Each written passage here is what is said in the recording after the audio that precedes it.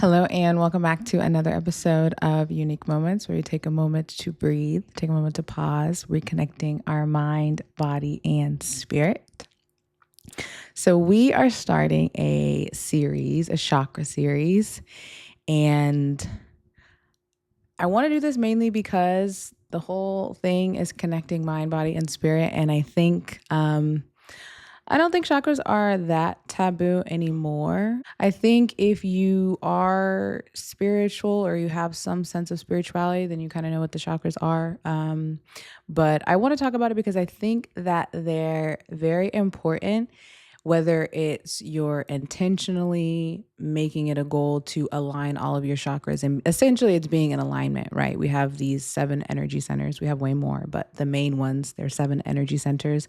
And when they're balanced, you're in alignment. And when they're imbalanced or underactive or overactive in some way, then you are out of alignment in some sorts.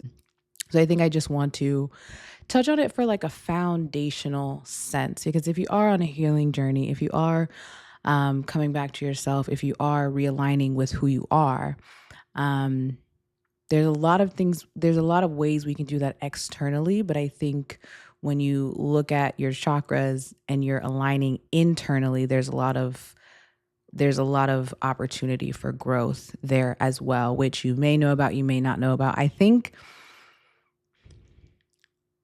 the things that the chakras are connected to in everyday life, I don't know if this is going to make sense, but I think we're very aware of. Like, for example, well, let me read about what they are. So I'm going to use my chakra energy deck for this whole series. And so it says, within the body lies 7 main energy centers. We can't see or feel them. They won't show up in an X-ray or an MRI. Yet for thousands of years, Eastern cultures have recognized their significance to our physical, emotional, mental, and spiritual health. It is through these centers, known as chakras, that life force energy flows. And if this is too spiritual, if this is too woo-woo, catch me in 7 episodes where I'll be talking about other things. But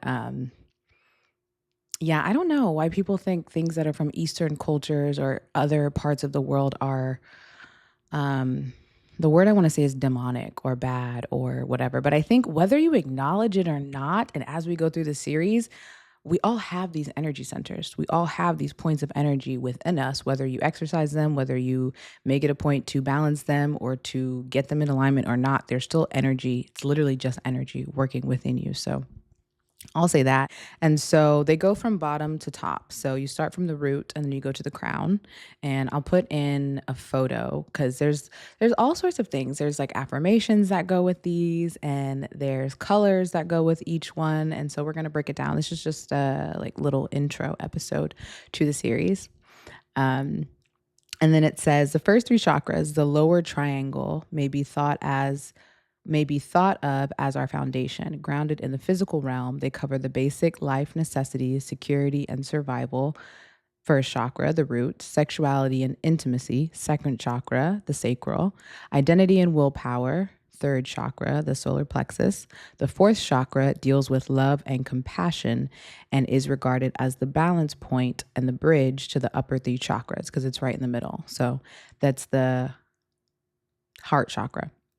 And then the centers that are associated with more spiritual realms, expression and truth, 5th chakra, the throat, wisdom and connection to the higher self, 6th chakra, the third eye, and union and transcendence, 7th chakra, or the crown.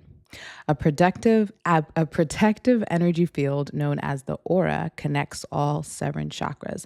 The aura is often considered the 8th chakra. And so I think that's interesting because you see all this slang with Gen Z and just even, I feel like everybody like aura points, aura farming. I have aura or whatever it's called. And I feel like people like low-key know what it is, but like not really. But your chakras, how in alignment they are, how in alignment you are, that makes up your auric field or your energy field. So it's like some people can see auras, like they can physically see you radiating whatever color your aura is, but other times it's more subtle. It's like You can tell when someone just has like a negative aura or has like a very positive aura. It's like it's all energy. So it's that person is probably filled with a lot of positive energy. Or if someone has like a gloomy or like dark aura, they probably have like a lot of negative things in their life, in their mind, in their body, something. And so when you align your chakras and your energy center, that magnifies your aura. And it reminds me, so I went to like see it in real time, and I'll put pictures, but they're like not high resolution pictures at all. I took them with my phone. Um, but I went to this yoga studio. It's a body and brain yoga studio, and they have this machine, and they have them all over where you can see your aura. Like you can see it taken. It's like an electromagnetic computer that they do. You put your hands on it, and then they take a picture of your aura. And so I went to a class, like an intro class. I think it was like a yoga class. But it's like a yoga fitness activity class. It's beyond yoga. It combines the body and the brain and all the things. And so she took a picture of my aura before I did anything, like just how I walked in, what is my aura showing me? And then we took a picture after. And it's just cool to see. Like, one, I'm a Pisces, so generally I tend to resonate with more spiritual topics, more spiritual concepts in general. So I'm very in the higher three chakras. That's like your spiritual energy. Your heart is the center, it's the bridge. And then the lower three chakras are very much in the physical realm, like material 3D kind of a thing. So I already knew I was going to have a lot of like spiritual like energy, but it was interesting to see. So the wheel separates it when we were taking the picture, the aura picture, from mental energy, physical energy, and spiritual energy. And when I came in, very blue, a lot of spiritual energy, also meaning like I'm very in my head, very in my thoughts, very into concepts, philosophies, which generally that's how I am. I love ideas. I love talking about books. I love talking about art, things, like not necessarily tangible things, but just very like spiritual, kind of abstract topic. So that wasn't surprising to me at all. And then after we did the activity, which again, it was yoga, so it was movement, it was moving my body, but also there's a mental component of thinking, of affirming, of visualizing during the whole yoga practice. And so after she took a picture of my aura, it was more balanced, and the physical part of it balanced out. There was more physical energy and there was more mental energy, and there was still some spiritual energy, but it just was way more balanced. And the picture is like night and day. I don't know what the colors mean. Well, yeah, I don't know what the colors mean. Actually, I have a book. We won't get it. But yeah, in just from that night and day difference, I think it was like a 90-minute class or like a 60-minute class, my auric field, my aura had changed so much. And so my goal and my hope with this series is to, one, educate and identify our energy centers, the 7 main ones that we have in our body, what they look like, what they feel like, what they sound like, how to balance them if they're out of balance, how to waken them, how to wake them up if they're underactive, and just how to be in alignment. That's the whole thing. We're connecting literally mind, body, and spirit. And I think it's just a good foundational piece if you're healing, because sometimes it's not always let me point to this thing and figure out what's wrong with me and then heal that and then I'm better. Like sometimes it's very, very, very subtle. And I'm not going to get into why your energy center or a certain chakra may be out of balance. That's for you to do in your own personal time, therapy time, journal time, whatever.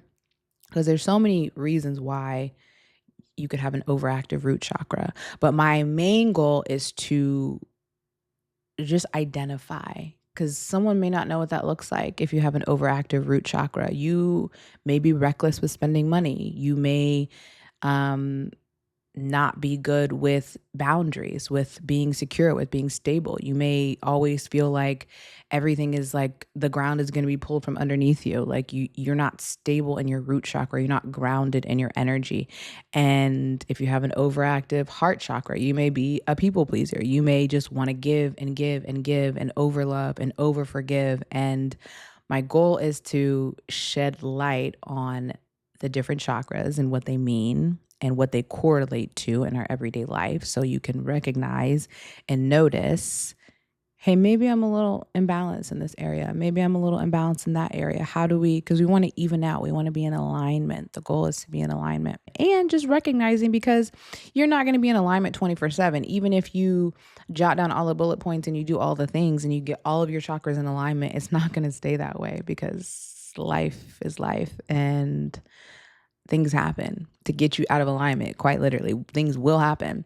And so it's also to recognize when you're out of alignment and how to get back to it. Sometimes it's a meditation, sometimes it's an affirmation, sometimes it's a go out in nature, sometimes it's a well, we'll get into the things. We'll get into the things. But yeah.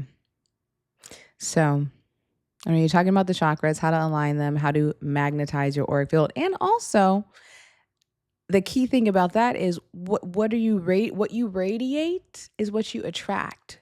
So if you have all these overactive lower three chakras, lower three physical energy chakras, and you're attracting a lot of physical intense energy that you don't want, then it's okay. Like, let's look at that. Like, these are like way overactive. How can we balance that out? How can we balance that out with the top half? Or for like me, if I'm way overactive in the top three, the crown, the third eye, and the throat, how can I balance out my lower half? How can I get more stable in the material world? How can I get more stable in the physical sense? How can I increase my physical energy? I got the spiritual part down. How can I increase my physical energy? And then just being on your way to becoming more balanced in general, because that's where we want to be. We want to be balanced. We want to be aligned. We want to be connected. And so I'm excited. And also, which also felt like in alignment, Yoga Nico, Black Yogi Nico, Yoga with Nico. I'm going to put her YouTube channel in the description, and it felt in alignment because she's also doing a chakra series with yoga. So if you do yoga, if you're into that sort of thing, I want to post her videos just to kind of shout out to her. Because I think another thing is like, you see Black people talking about stuff like this, but I feel like whenever Black people talk about, and this is just my personal opinion, I feel like whenever Black people talk about spiritual concepts, or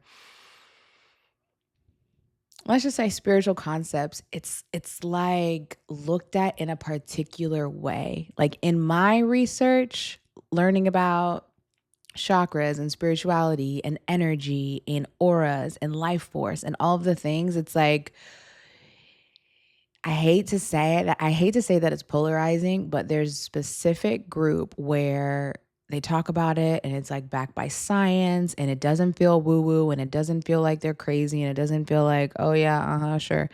But then there's like another part of it where it's like you kind of sound crazy. You kind of sound like just like not normal. I don't know. And like in my research, I wasn't seeing a lot of Black people speaking about spirituality in a way that was, I don't want to say backed by science, but in a way that felt reputable. I don't know. Again, I think as a culture, as a society,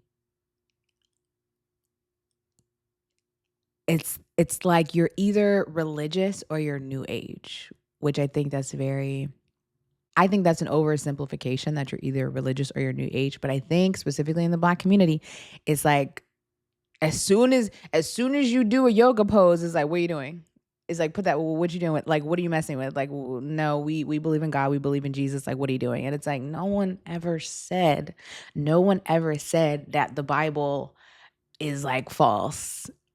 But I'm saying, in addition, also, comma, two, we have energy centers. We have an auric field. We are electromagnetic beings. We run on energy. It's all energy. We can listen to the word of God and we can read the Bible and we can pray and we can do all the things, but we still have to tend to the very physical and spiritual nature of this body that we have.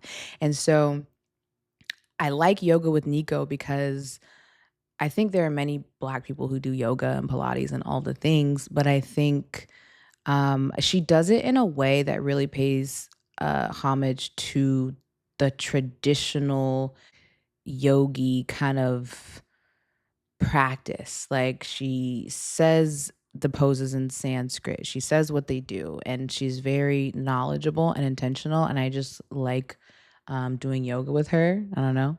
So I'm gonna link her videos per chakra because she's also doing a series. And so yeah, if you want to check that out, check that out. Grace is also going to be writing a blog post for each chakra series that we do. And so that I'm excited for because I know this is new for her as well. Again, I don't think chakras are new. I think we are aware of how they show up in our life. We maybe just don't have the verbiage for it or don't have the language for it. So it's an introduction for her, and I'm excited to see what she's going to write about and how this information illuminates things in her life. And yeah, I'm excited. So that is all I have for the intro episode. Stay tuned for the series, and until next time.